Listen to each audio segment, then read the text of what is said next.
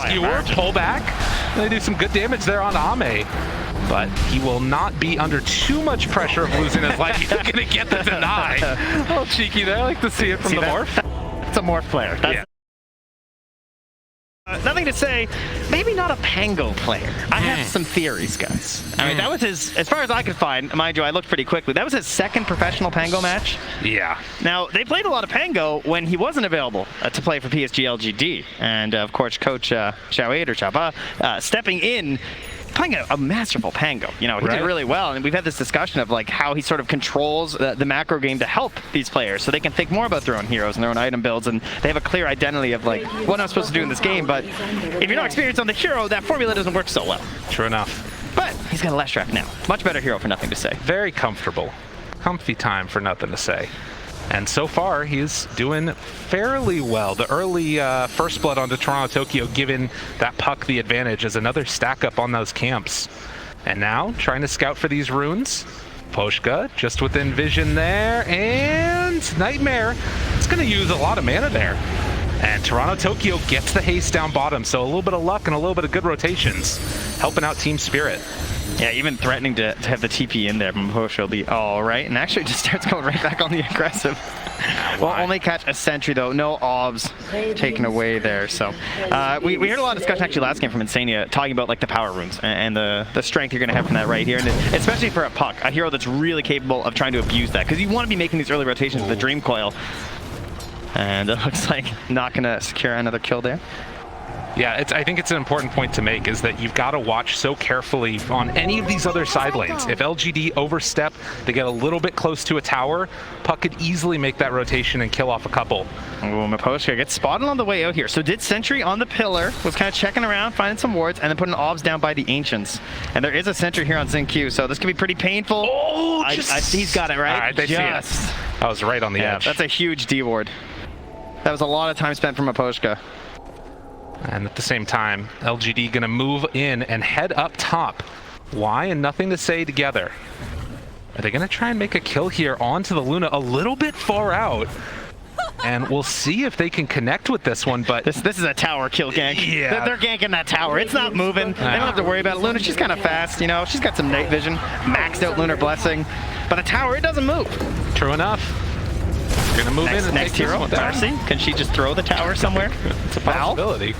Ideas? Dare to dream. Okay, that went down really fast. Yeah, this is a problem potentially. The early group up right there, and the fact that you can't really contest it at all. Yadoro heads back into the jungle to farm up his medium camp. Look at Maposhka. He actually got spotted there. He did step in vision for a moment. And a correctly drawn line here from Y, I believe, is his current path. But they did get down that ward. We'll see if that one gets taken away by LGD. As down bottom, able to go for the RP now, connecting on to Ame, but I don't know if this is going to translate into a kill. No, they don't think so, at least. They're not. Oh, there we go. Yeah, they bring in the IO as well, and that's going to be more than enough. Ame backs away perfectly fine.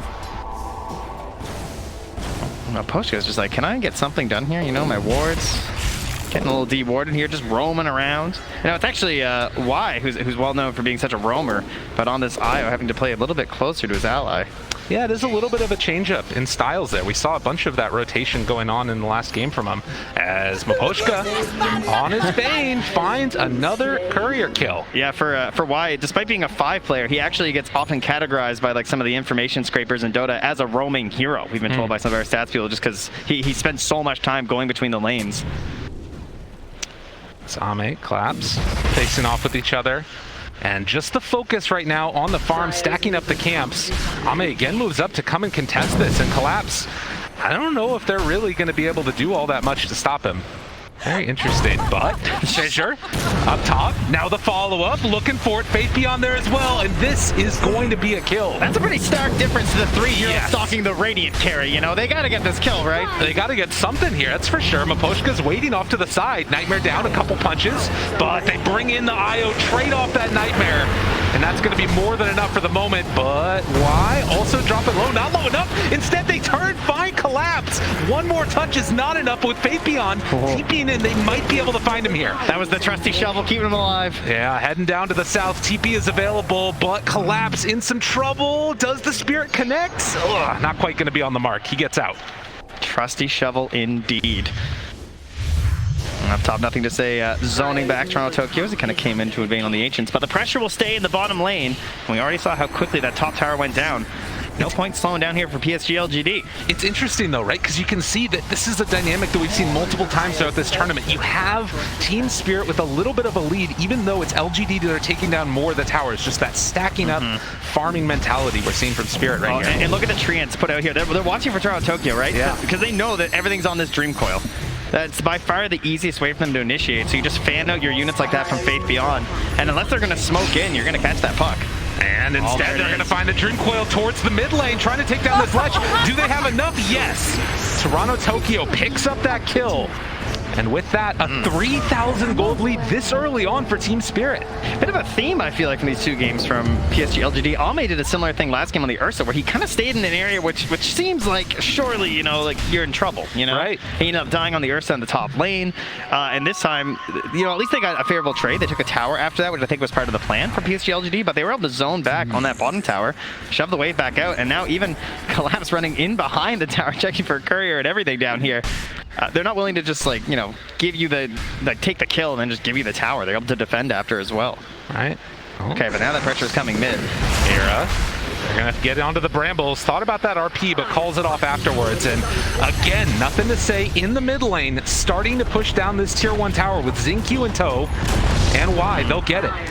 It's so interesting to me, right? Because you think about traditionally what people think of these styles of play, and Team Spirit definitely going the more farming route in this one. You saw there for a second the last hits that Yatoro has. 135 compared to the 69 of Ame. Yeah. Well, Yatoro actually spotted out here, but they're not going to have anything in time to catch. But that also comes back to just the idea of punishing that Dream Coil, right? It was used. You killed me. All right, congratulations. But I'm a Leshrac. I don't have any cooldowns. When I respawn, I'm coming right back. I'm taking that tower. But as you said, the timing's like PSG LGD, Y has said before, like, we love picking for scale. We like to be very balanced. We're comfortable going late because we think we make better decisions at that point in the game. And even though this is a pretty fast lineup from PSG LGD, it does have some late game tools, right? The Morph Shaker, of course, if you get to that, can really go against anything at this point. It is a little bit terrifying. You're not wrong.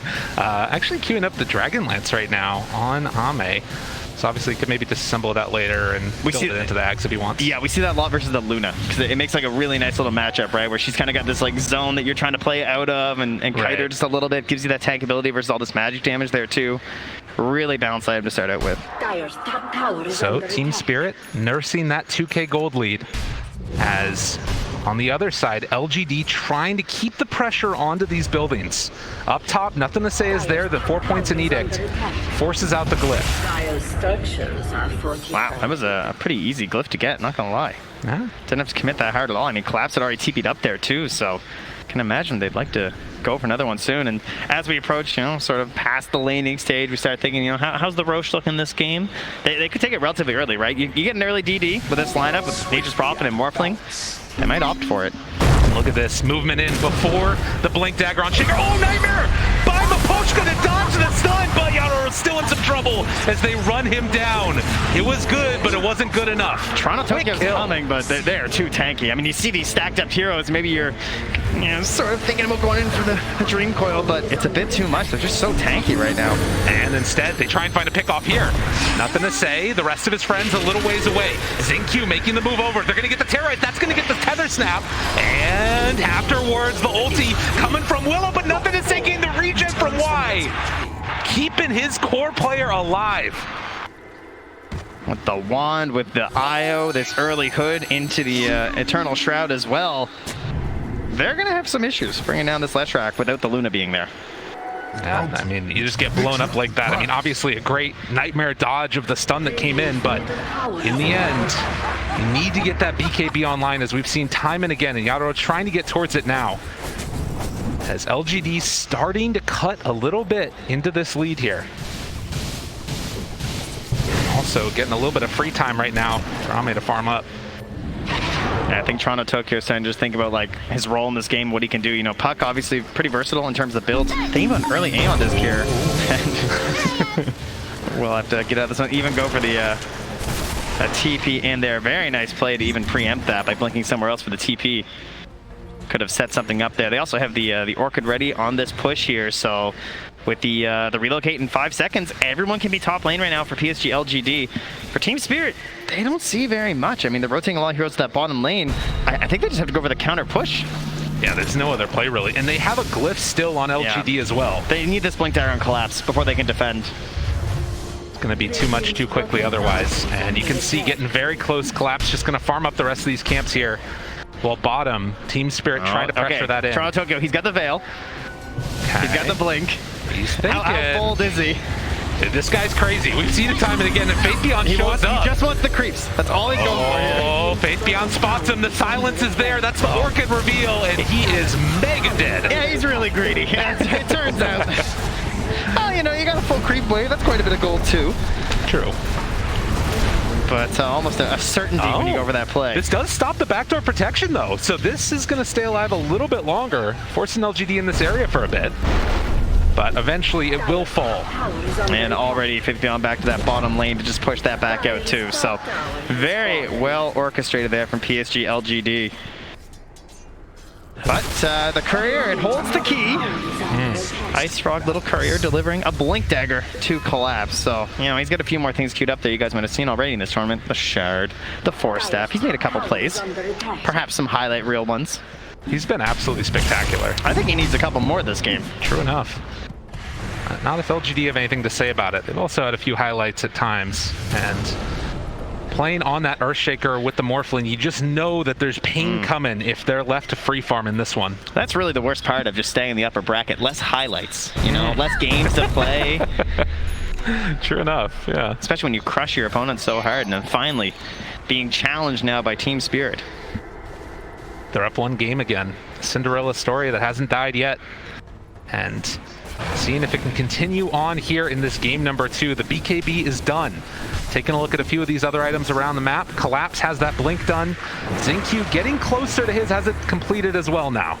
So all of the big fighting items online. That's a bit frightening. It feels so good because, like, obviously as the offlaner, you got to get these like earlier items. You got a Bracer, got a mech, and then you get your Blink Dagger. When you're playing as a support, you just got that one thing you're striving for, and it's kind of unfortunate when they match up like that because, like, now it feels like your offlaner can actually play, but Xingqiu, like, this is an excellent counter initiation to have right now. With the way that their lineup's kind of set up, like, he can just lurk for so long. He can just wait on the side, and what kind of vision is going to catch him, right?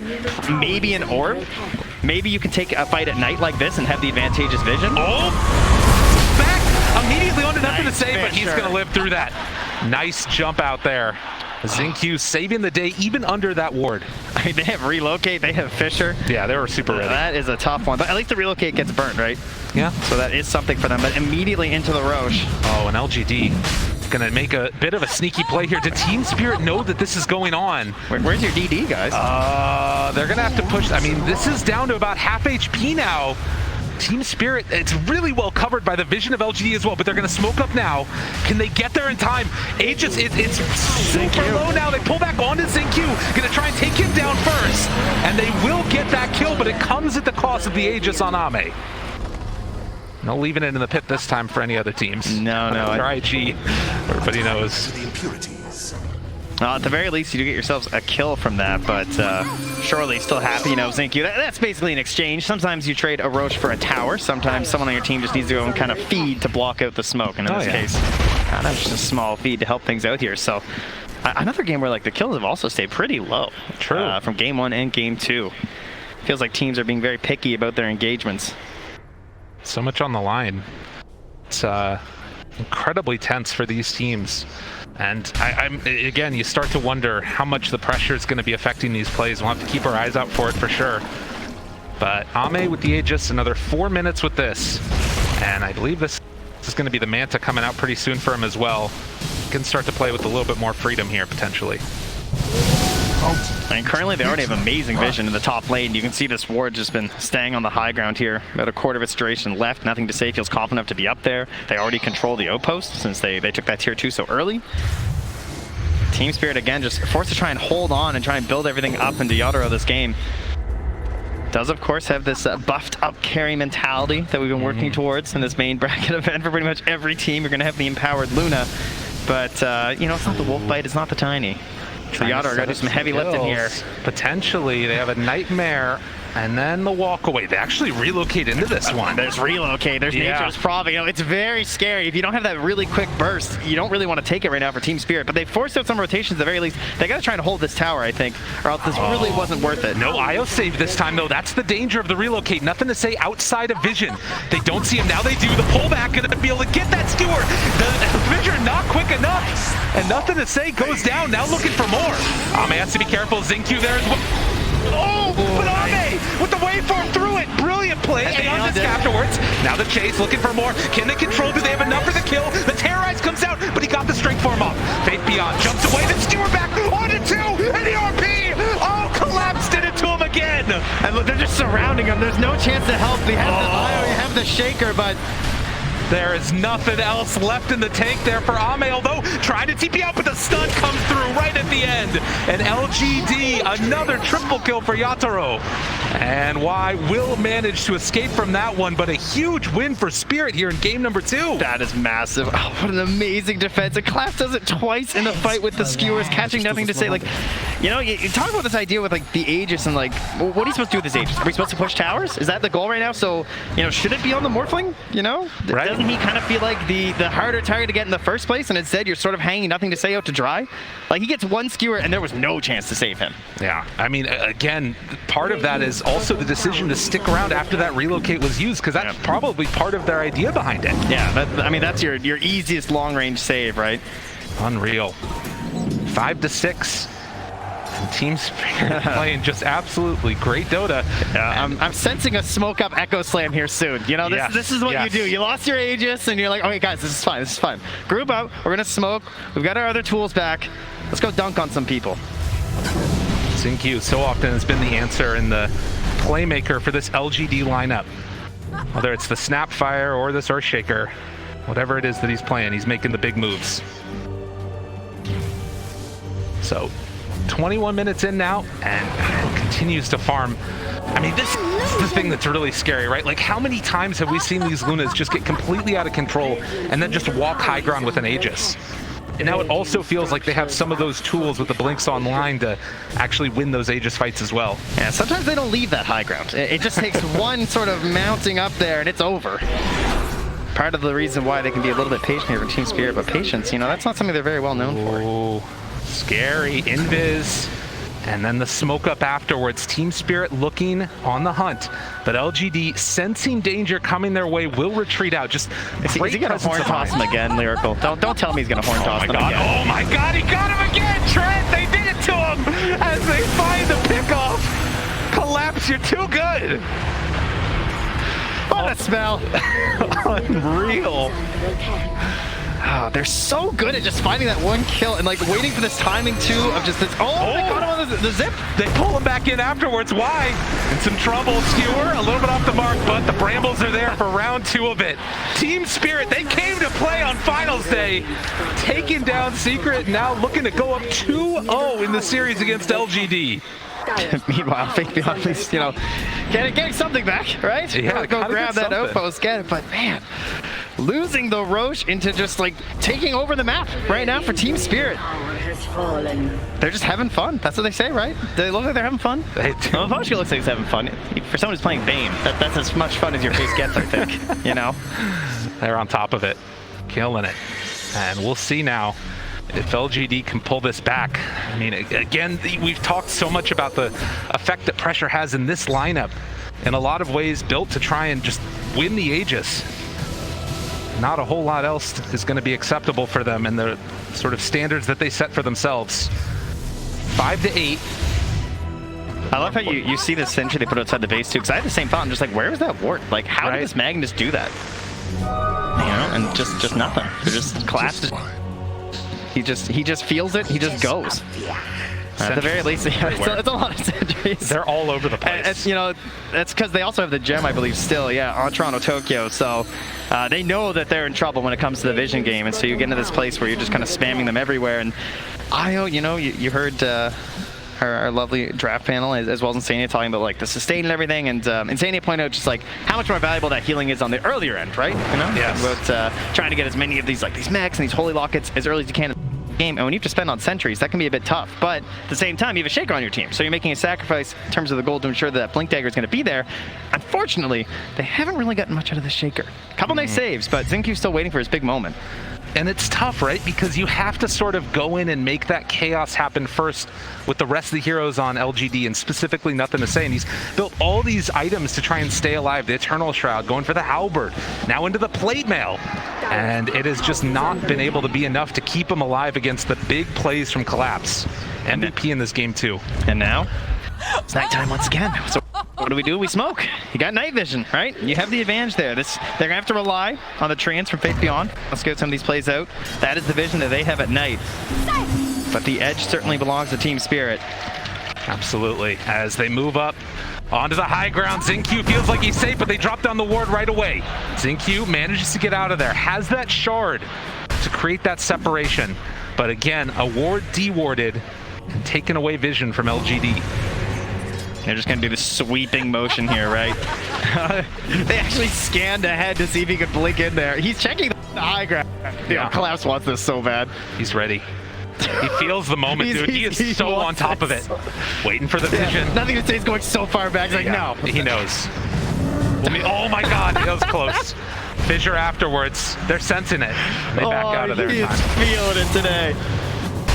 Came close there. I mean, that's what's so cool about the spell, though, is that you can just fish. Yeah. You know? Sometimes you're not going to catch anything. Sometimes you get yourselves the big old whale. You know what's also so interesting about this? Like, those two outposts are still held by LGD. They're keeping so much pressure on the map by LGD, and Team Spirit, it doesn't look like they're that interested in trying to take it back. They're just looking for those kills now. Yeah, and unfortunately for them, it's going to be a very long Roche spawn, because that's kind of what they're playing for right now for Team Spirit, right? It's just like, we don't want to rush anything. We just need one more good fight. We're going to clear up this entire base with our Luna, and we want the Roche for that. So they're going to be trying to control around the pit. Someone's going to sit in there. They're going to wait. They're going to be very disappointed for 2 minutes and 20 seconds. There you go. And that's just time for PSG LGD. So what can we stall for here is the question. Shiva's coming out relatively soon for Nothing to Say, but the Aghanims, that's what we're stalling for. So whenever you get in trouble as a Morphling, you look to say, how good is the next game is it? And it's like, oh yeah, right, we picked Morph Shaker. So we do have that going. That's going to be the big window that they're looking for. Only 2 points in Enchant Totem right now for that Shaker. But can still be devastating with all the lockdown that you get. Now, interesting things that we're going to have to watch during that, though, will be the fact that it's the Aeon Disc on the puck, right? So they're going to be looking to catch and chain and even just try and, like, go through that stats resistance while it's actually active on Toronto Tokyo and just try and, like, keep chaining him down because he's not going to have the BKB. And then after that, we also know that Collapse, he really likes these kind of cheeky items, right? He doesn't like BKB. You've seen the plays this guy's making. There's the Aeon Disc out. Toronto Tokyo not concerned, just blinks away after the Aeon Disc is procced. And also getting that D-ward again. So the question will be, when they come high ground, you know, will you find this big Morph Shaker play? Are you going to catch these heroes without the immunity that they need to survive what is obviously a pretty terrifying duo of heroes? Faith Beyond shows for a second. Collapse, looks for an opening. He's in there. There's an opening. The horn toss, the pullback with Skewer, and immediately gets the kill. Nothing is free, not even pushing out a wave. That's the kind of punish that you need. I mean, they felt pretty free on this map, right? Because they are moving around as a single unit for Team Spirit, right? And that's why we're spotting some of these heroes just like Faith Beyond's randomly in a spot pushing on a wave, Nothing to Say. That's why they were able to control the outposts for so much longer than you might expect, considering the situation that Team Spirit was in. But the punishes are free, and so they will go back once more for a disappointing look inside the Roche pit, and then wait another 30 seconds, and then they'll go back and do it again. But look at this. They have that Aghanim Scepter done on the Morphling now. Puck also just finishing an Aghanim Scepter and has an Arcane Rune bottled. They're like sending in Y-First. Just these slow movements in. Ready to tether back off. And she's going to catch both. They have vision right away. They know they're there. Collapse. Oh, he doesn't go for it. We've seen them go into these trees so many times. Collapse. I would not be surprised. He's thinking about it. Xinqiu is back there. Oh, they're just baiting out. Yeah, they're waiting on it. And Faith Beyond, in the meantime, farming on the other side. The Radiant, they scanned that pit there to no success. They're going to send in the Treants, though. So, PSG LGD, they're in the know. They've got the Morphling, with the Aghanims, with the Shaker, and a team that really wants the Roche. They have a plan. This could be LGD's comeback here. Can they make it happen, though? And how long can you sort of like control and force the focus of Team Spirit to be here, and what are you gaining on the rest of the map? I mean, again, they're fanning out a bit here, and you have the global teleportation up at 10 seconds for Faith Beyond. Yeah, you have Ame just farming the Dire Ancients right now, so are they going to give up this There go the Treants. I mean, they know they're in there right now. I highly doubt they just give this up for free. Yadaros is still inside here. They're moving over now. Faith Beyond getting some Treants out, starting to move into position. They're going to lay down these brambles. They're actually doing this so slow that maybe PSG are just kind of fine with this. Are they really going to give up Roach for this, though? I think they just can't get in the position, right? I mean, they don't have the best vision around the area. They actually see absolutely nothing right now. So, I mean, they know they're in there. They've sent in the Treants. But again, how do you initiation when, you know, you're so reliant on, you'd rather just fight on the high ground at this point. All right, well, LGD give that one up. We'll see if that comes back to haunt them later, as Mira is going to push out this lane up top. Faith Beyond very close. And they're going to have to deal with their lanes, because this is one thing that's definitely beneficial for LGD is their split push potential. Faith Beyond, BKB with that Orchid. Zinq shows up. Yadaro up on the high ground. Nothing to say there as well. They have great vision on Team Spirit. Now showing in the lane. They're thinking about going. They pull him back in, and he is done. Can they go for any more now? They have full control onto the Luna, but Luna just walks away. Living yet again. Yeah, I don't know. I don't know if he's thinking about, like, is there a buyback play there? Because that's a pretty bold sentry to place down. On just like that, Team Spirit with Aegis in hand. Faith Beyond could maybe go for a play there, but Toronto Tokyo not showing himself, has the boots of travel to join with the rest of the team. Right? They had the ward near the base. They actually saw that Ame was moving over here. Oh man, this would be such a huge pickup if they can get him. The spider legs walking in, they get him with the horde toss, chasing down for more. Ame's done. Team Spirit, everywhere they go, people die. It's the ward game, you know? Just spots them heading over there. That ward near the base. Lets them know. They chase it down. And now they go up. Will they leave is the real question. There is a glyph available for the Radiant. True enough. They walk up high ground, and Yadaro going to start beating away, laying claim to this area. In the meantime, Faith Beyond's going to try and push up that top side, but they catch him right away with the glyph. Collapse. Back in, breaks the coil. Team Spirit, they're just playing too clean today. LGD need more. They don't have buyback on this Warplane. They can't get 2 racks at the very least on the side of Spirit, but I mean, do you need 2 racks? I don't know. That's a good question. Well, maybe Faith Beyond is actually starting to take this one down. Now the jump in, there's the BKB. Faith Beyond still has that Orchid available, but the turn off to the side. Oh, great Orchid to interrupt, and that will be enough to get him out. That was really well done with the BKB TV. It's like there's one answer, right? Yeah. Finds in there with the Orchid, so well done indeed. He will at least take a tier 3, so that's something, but of course there's still lots of time, you know. 2.5 minutes for a Luna to just run back to your base. She's pretty fast. You're not wrong about that one, and can start pressuring down these other towers. There's no more glyph either. The Team Spirit want to make another run at this with the Aegis. They're just so far ahead already. 10k gold. It does not look particularly close. Yeah, the boots are traveling there from Toronto Tokyo, so he's just able to push out this bottom lane. He can be there in a flash too, trying to match some of this global capability that's there from PSG LGD, but they're still waiting for their shining moment of Morph Shaker. They are in this game, believe it or not. Just haven't had an opening. Satanic now done too for the Luna. Couriers just flying in everywhere, dropping off all these new items to Team Spirit. I mean, Yadaro's almost 10k gold up on the next hero on the enemy team. LGD just don't have an answer for this Luna, particularly with the Aegis. And it looks so free for him.